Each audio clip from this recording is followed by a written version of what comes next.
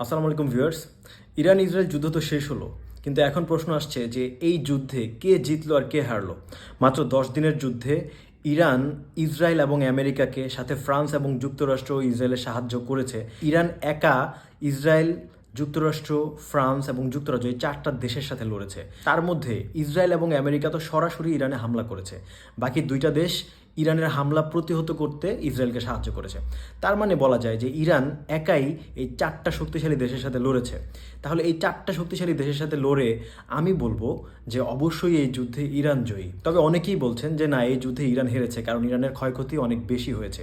যারা বলছেন যে ইরান হেরেছে তাদেরকে আমি একটা প্রশ্ন করব যে গত 50 বছরে কখনো ইসরায়েল এবং আমেরিকাকে এত মার খেতে দেখেছেন? এত ভয়ানকভাবে মার খেতে দেখেছেন? দেখেন নাই।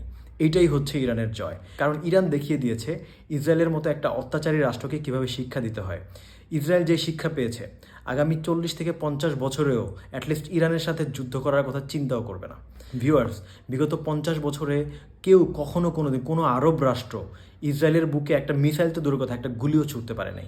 সেখানে ইরান ব্যালিস্টিক এবং হাইপারসনিক ক্ষেপণাস্ত্র দিয়ে আঘাত করে ইসরায়েলকে তছনছ করে দিয়েছে। ইসরায়েলের তেল আবিবের বিল্ডিংগুলোকে দেখলে মনে হয় যে গাজার বিল্ডিং। মানে ইসরায়েলকে একটা ছোটোখাটো গাজা বানিয়ে ছেড়েছে ইরান। এটাই হচ্ছে ইরানের সবচেয়ে বড় অর্জন, এবং এই জন্য ইরান আনডাউটেডলি, কোনো সন্দেহ ছাড়া এই যুদ্ধে বিজয় অর্জন করেছে। ধন্যবাদ। আপনারা কি মনে করছেন সেটা আমাকে কমেন্টে জানাবেন।